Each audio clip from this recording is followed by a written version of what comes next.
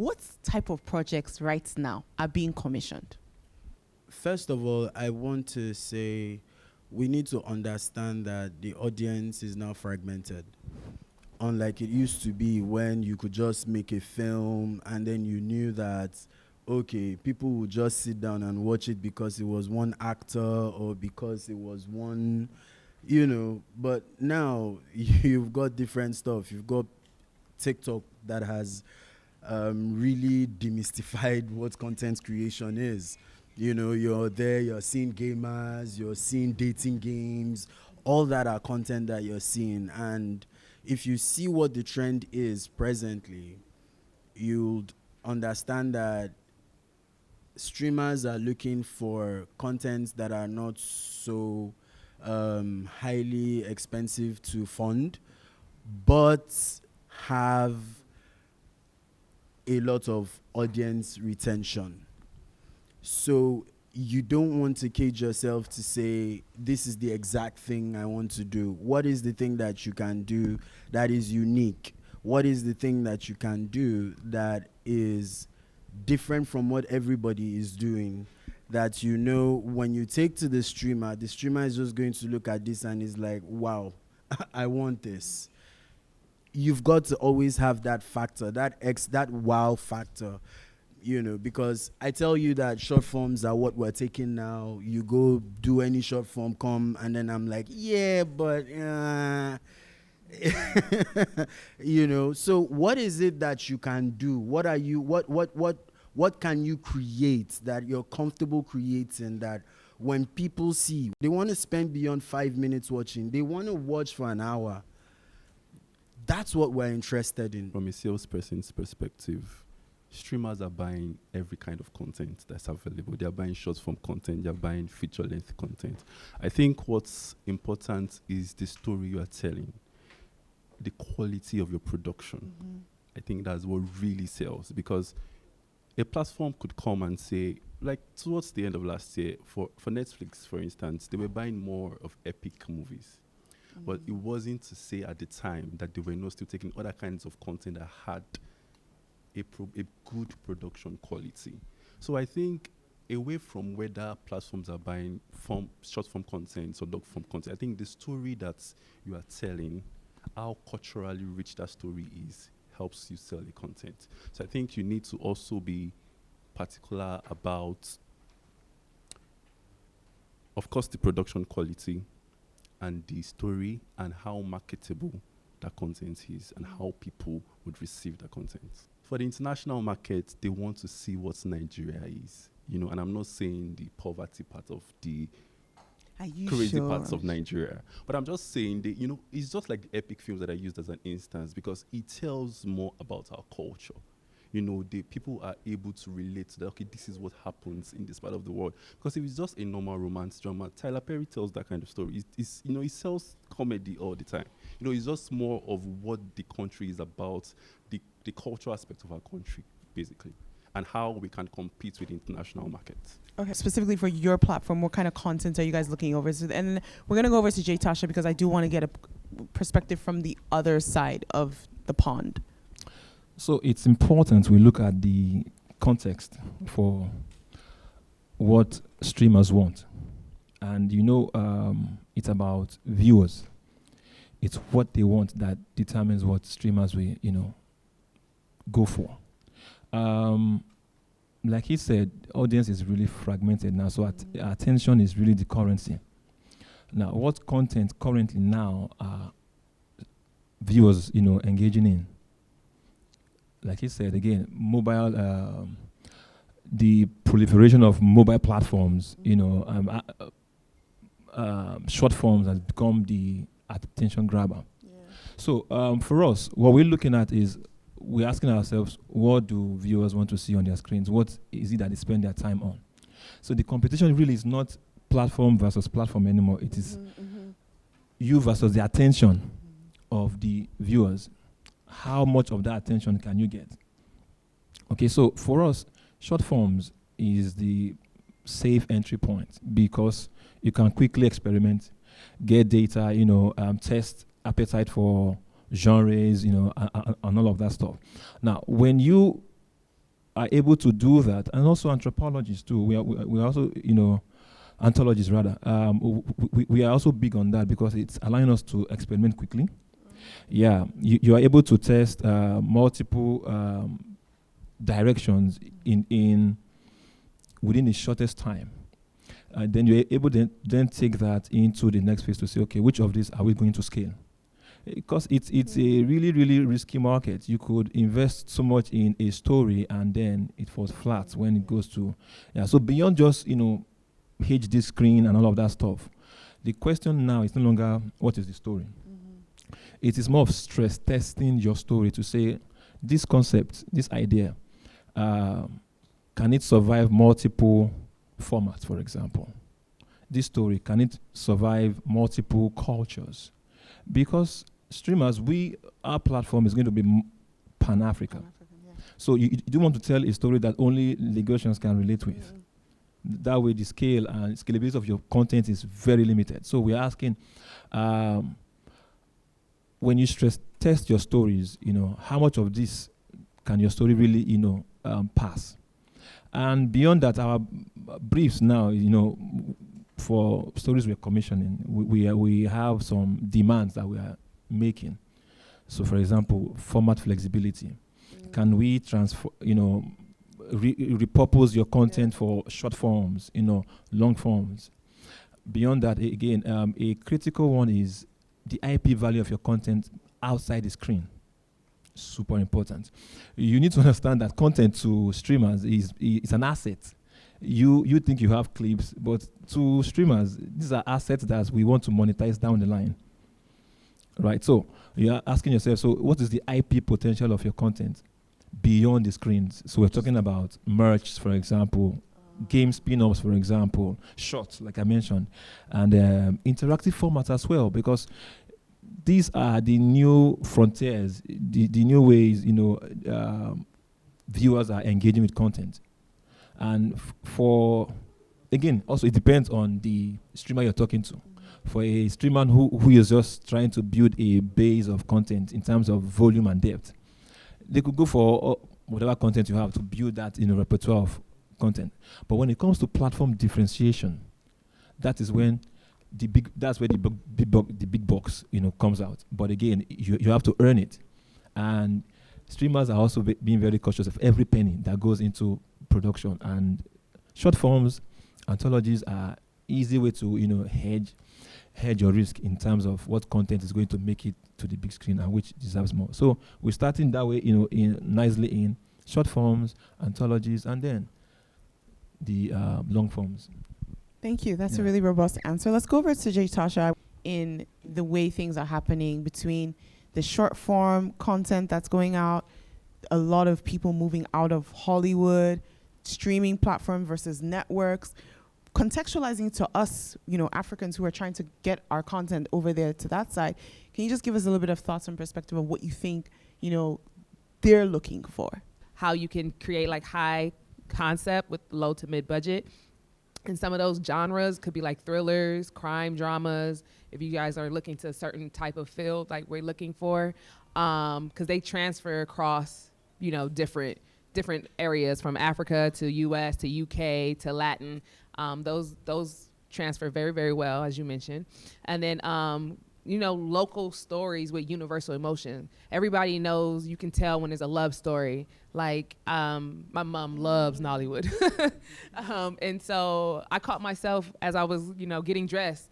I turned on the TV and it was a Nollywood film, and I wasn't quite paying attention to it, but I saw the love. Like, I knew that she was getting cheated on and she loved her husband and stayed. Like, it was something that resonated with me, that everybody knows what love feels like or what family feels like. So those genres, we definitely like them over there, but keeping the authenticity of your culture attached to it, though. Because we are, globalizing, what's happening in the world, but still using the same through and through connection, like love, like family, different things like that. And then I also wrote down something else you mentioned that I want to make sure that everybody knew when it comes to what we are seeking for.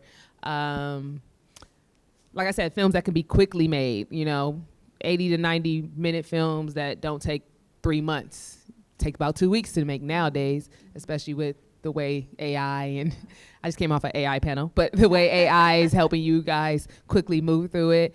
And then films that are based on novels, books, that has, as he mentioned, has like property value that can expand beyond just the film, like merchandise, marketing value, things that people can tangibly, receive with the film as well. What are you looking for in a pitch? What do you think? We'll talk about, like, from your perspective, what are you guys looking for in a pitch? From, a sales perspective, what are streamers looking for in a pitch? If you can just give us like the crux of like the difference between pitches that you've seen get greenlit immediately versus ones that like you're like, that was a colossal failure. If you can just speak a little bit about that. Okay, so what we look out for pitch, first off, is your log line. We want something that's catchy. Although like myself, I would always tell producers that your pitch deck is fine on paper. It's the execution that matters. And now we look at the director that you want to use and see the past work that they've done. Because we are able to tell that, okay, if this person had delivered on these jobs, there's a high chance that he would do well in this job. Now we look at the log line, the director, cast. Sometimes the cast, I'm just going to put that aside because the cast, it just depends majorly on the platform. Okay. Some platforms are particular about the cast. Which platforms are particular cast? Maybe like Circuit, just because of they want you to sell, they have to market. But like some platforms like Netflix are not, at least for some of the content that we sell, they are not necessarily looking at the cast. It's the story and the originality they are looking for. So yeah, cast. Then the production budget as well. We look at that, and why we look at that is just so we can offer consultation to say this is what this platform is asking, this is what they are offering, they can offer for this kind of content. If you want to throw in these millions into this film, we don't think you can get a return. Even if you do cinema, you do all your short films, so we can just offer. So we look at that as well. So those are the basic things. And I think the last thing we also look out for in pitch decks is the look and feel of the film. It's just so we can also compare to see other films that have this kind. Do you have, in the most recent months, films that have been commissioned from a pitch deck? Yes. Okay. Okay, so we have, and unfortunately, we sold that content just through the pitch deck before production. Okay. Now, unfortunately, the producer did not deliver on what was on the pitch deck. That's terrible. And just making it bad for everyone else. To Netflix. Oh the my production quality was bad. So that was why, going back to what I said, it's fine on paper, it's fine on print. Even your presentation can be world class. You tell us about the film, but the execution is what matters. So in a situation like that, what now happens going forward? Does that make Netflix, we know everything that's happened with Netflix and all that. Does that make them less interested? How do you guys remedy when situations like that happen? So when that happened, it was cancelled. Now, so what we do is also to request for like sizzle reels or maybe like a short clip. Let's just shoot something, even if it's for like maybe 1 minute. Let's see the quality of what you can, So if we have that, we can present it alongside the pitch deck to the platform. So, do you guys find that the sizzle reel is it gives you a leg up versus having just the pitch deck? Yes, it goes a long way. Okay, great. And just because of the execution, again, like I said, I don't even really like selling based on pitch deck because producers disappoint like all the time, and it's now with the sales agent that is literally speaking with these platforms and are having to, get whatever it is, good or bad. So that really goes a long way, yeah. Okay, let's go back to circus because I heard you guys only like famous actors. No, but tell us a little bit about when it comes to what's a pitch that really stands out for you, and if you can give us an example. You don't have to name the project, but of recently that you were like, hey, that was a greenlit. Actors sell your film sometimes because they have that marketing push. You can see what's happening with Ginger, Kiki, Bolaji, and Bisola. Like, those guys live on Instagram and TikTok. And it's a lot of hard work, but it's bringing in the numbers. You understand? When you have that, you already have a mindset that this is going to succeed. So, you will read the pitch deck, you will read the story, we will correct the story, but who is it coming from? Because you want to work with people who are already trusted at some point. this is money, a lot of money we're talking about. Not that I'm trying to say that we won't give opportunities to emerging filmmakers, but there are avenues where we give opportunities to emerging filmmakers. But for the big bucks, the big money, you want to do it with people you trust, people you know have track record. Because you know, there's this thing with money. It is when it changes hands. That's when you now see somebody who used to pick your call every 10 minutes. It now becomes, sorry, I'm in traffic. Can I call you back? I mean, not like it happens, but you know. Yeah, you get. So, and then I'm going to mention, you know, the title of the film. We just got, and this happened, I think in September, or was it August? We just got a pitch deck for Agbaranla. And when we got the pitch deck, so Mayowa, there were no famous actors, not a famous director, but it was an existing IP, a successful existing IP. And in my head, I'm like, 50-50. My CEO is like, Agbaranla, Ayamatanga, we're taking it, you know? And I'm like, okay, let's think about, no, we're not thinking about anything. Have you read? Have you seen? No, we're not seeing anything. Let's just go. So you want to attach yourself to successful existing IPs. You want to attach yourself with people who have that track record. Everything else will correct as we go, trust me. Because day two, Ramsey wouldn't want to smear his name with a bad film. Kemi Adetiba wouldn't want to smear her name with a bad film. So if those people are giving you pitch deck, they've thought it through, trust me. Just Tasha, let's go over to you. I want to hear a little bit about, you know, when you're selling to the different streamers, what feedback do you get from them, and what really stands out for them, and, you know, the pitches? As you guys, well, as you mentioned, a lot of streamers are looking for talent to sell the project. Whoever has the bigger name, who they can attach to, could sell the project, because they're looking at marketing, they're looking at getting their money back. So it's the talent that they look at. Nowadays, a lot of stories have been watered down, in my opinion. It's all about who you can attach for the name. Some of them do have, like he said, like existing IP, great story, but they also want to know, so who's the talent? Even still, who's the talent, or who's the director, or who do you have attached to the project? They're also, they just want to know how they can get their numbers and their marketing done in the US on streaming platforms. Part of the because of this guy, right? Yeah, so but the strategy is, right, we understand that we can't let me just go straight to it. So let me play safe, right? Part of the content that we commissioned lately, one that got the straight green light for us was, he had about 3 episodes cleaned out. Sharp story, first 5 seconds you are hooked in, ticked all the boxes. 5 episodes ready. So like he said, it was beyond just a pitch deck. So there's something tangible we could see the direction, the quality, the storytelling, right? It was quite obvious where this story was going. Do you understand? So for us, it just, this guy is we're not playing with this content. He initially came for, I think, something else, you know, to just market. And we're like, no, this is too good for marketing discussion. Let's own this together. And that's how, you know, it scaled. And of course, we've seen a lot of pitch decks. Then the most off-putting thing about is when you go to generate things with AI. So it's more like trying to hack the process. Storytelling has to be original. We need to be able to feel the pulse of your story. So when you're trying to get your story, you know, across the line for a streaming platform like ours, do a little investment in try to tell it from your own eyes, from your concept. You can refine with AI but don't bring that to the table. I mean, I could also go to AI and put in some prompts and generate them myself, right? But your story is peculiar to you. So another thing we're looking for, you see, we are not buying volume again. Most streamers don't buy volume anymore. It's velocity. Your story, how authentic is it?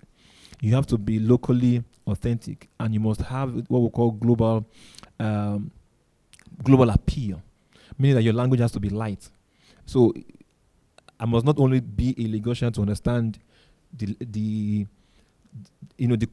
conversation in the movie, right? I should be able to watch this in South Africa and be able to go along with the story. For example, Indian movies, sometimes we just love Indian movies. Even K dramas as well. K dramas, because the story, though, is still in Korean, and now we have dubs in English. You can follow through.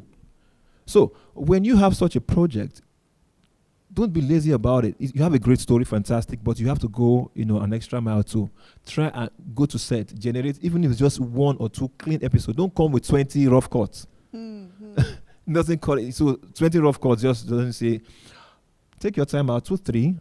Then you have something tangible that we can feel and touch about the content. And for content and productions that we've seen along, those content just easily win get our attention, and then we're able to progress the conversation. And which is it makes sense, right? Like if you have a product, maybe you're supplying, you're trying to buy, sunglasses. If someone has a drawing of sunglasses versus the actual sample of the sunglasses, you're gonna go with the sample of the sunglasses. I think this is interesting because a lot of us here are budding filmmakers, so budget is real. And when you're shooting a 1-day pilot versus, it becomes expensive. So is that something that you guys are aware of? You're considering that, people do want to shoot a sample, but, the money is a problem. Yeah. So, like I said earlier on, when you go the anthology approach, you can never miss it. So you have 3, 4 concepts. Instead of shooting 3 episodes of one concept, because you don't know which will really make it, why not spread it? Epic, action, spread it across, and as many you can do, fine. But you can then tell the story of the others. So we can, sort of infer understanding. If we understand this is how you produce, this is where you're going with this story, and you come up with another story, we can infer that to say, if you are going in this direction, quality, you can transfer that to this kind of story. Like they were saying, building a track record of past works. We can leverage that to say, okay, we can push this. This looks like the story can go, because we also understand that they are also budding, and we also have, I almost let that out. So there's a program that's going to be for, budding producers. Yeah. And awesome. we are being very deliberate about that, because Tamlola is dancing at him. As he's talking, she's like, don't do that. Yeah, but we're talking to creators here, right? And our strategy really is we leverage the expertise of, the likes of Blue Pictures, right, to sort a portion of our catalog, while we then focus on the content that differentiates our platform from others. And those are the content where we are putting the big box in. And when you're coming forward, please come correct. So let's start with J Tasha, and then we'll come back to you. Vertical shorts. My TikTok is filled with ads from them. And I have everyone here know what a vertical shorts is. Not shorts, vertical shorts. Vertical shorts are like the ones where it's like her shoe has fallen, and for the whole 1 hour, we're trying to figure out how her shoe has fallen on every episode. Anyways, it's, absolutely ridiculous, but very addictive content. Yes. Gripping, and then it's on a platform, and you use tokens usually to buy the content. So talk to us a little bit about vertical shorts. What is the future of that? How can this market play into it? And your thoughts on what they are looking for when commissioning those. So everybody has access to watch these vertical shorts, and their whole goal is how many eyes, how many people can see it. Like you said, you got hooked on watching her shoe fall for an hour, an hour. So when it comes to vertical shorts, they're looking at what is catchy, what can get you guys to buy in more to it. I've worked on a couple of vertical shorts that were actually commissioned from India, that we shot in the U.S. that is doing numbers in, I believe, I believe Africa is doing real major numbers, and as well as in the Latin market. Just to ask, what's the race of the cast members in that? They're all Caucasian.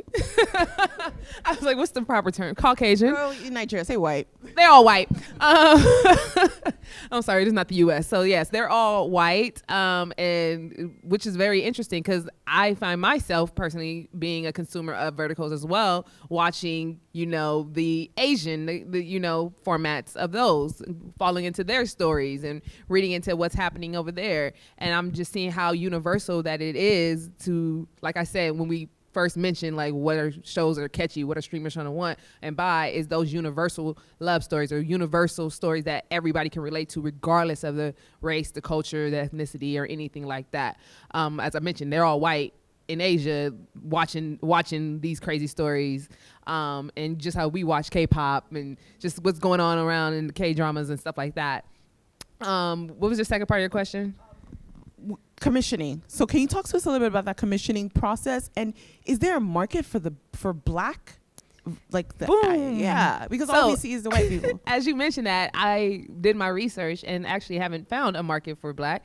So I am creating that currently right now to create one for us, by us, of verticals, because everybody has their stories, and I would love to connect. I am African descent, but I would love to connect with my African people on making sure that we bring our stories as well. Like I don't want us to be behind the ball. Like, just as we're watching their stories all over, they should be watching our stories all over. And like I said, everybody has a phone, so they're commissioning what stories that everybody can just get hooked on and just on one scroll. So I am creating that platform right now for us. Yeah, it's a huge market, and it's going to completely transform and take over, which it seems like MTN is seeing the future. Talk to us a little bit about, with Damila's permission. I'm just joking. I walked into the conference room, and it was a pitch, that I just walked in, quite informal. And this guy had a story very long story, good story. And I'm like, bro, you're pacing this story too quickly for a short film, for a vertical.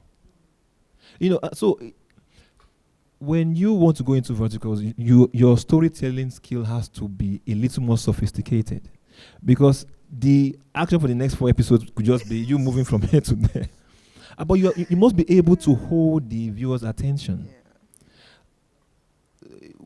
And I think it's the thing with the way we tell stories. A guy came from a poor family, then met a girl, then we are always big man about who the guy now became rich, and you see that is too much. We know that, but you see the detail, like they say that the devil is in the details, and that is the power of short films and verticals. You must be able to hold attention for each second per second, and once you lose it, and that's it.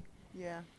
You see, so KPIs for us is not so much about ratings anymore. It's about completion rate, because you want people to be able to complete it. How many people start and complete even an episode, then the whole, a season. So your storytelling skill has to be top notch. You need to pay attention more to details and be able to pace movies in storytelling in such a way that you can hold that attention for as long as you can. We see, we have data on the network level, right? Mm-hmm. And to shock you, platforms like Real Short Dramas, the consumption on the network level is almost tripling what you have for the likes of Prime Video and Netflix. No way. I'm telling you. So there is huge appetite for it, and there's a whole lot of, and I dare say it's still a blue ocean for content creators. Yeah. And I would say, look, the next wave of directors, producers, please focus here. You have a lot. You have much of the big players, them Kemi Adetiba and the rest playing in there. So you have little to compete with. Focus in your attention there, and really be epic, be legendary, because the market is huge, and that's because user behavior has changed. Mm-hmm. We are now mobile first. And how many hours do you have in a day to get your entertainment high? Once you get it from TikTok, from Instagram, you moved on. Yeah.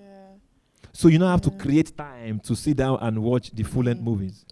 But so where the real value is, it's in those micro, time that I have to feel my, entertainment high. So if you focus there and get your storytelling, skill up a little bit, I'm sure there's big room for that. And that's where we are pretty much focused on. Yeah. That's really interesting data. Our panelists deserve a round of applause. And yeah, thank you all. Thank you.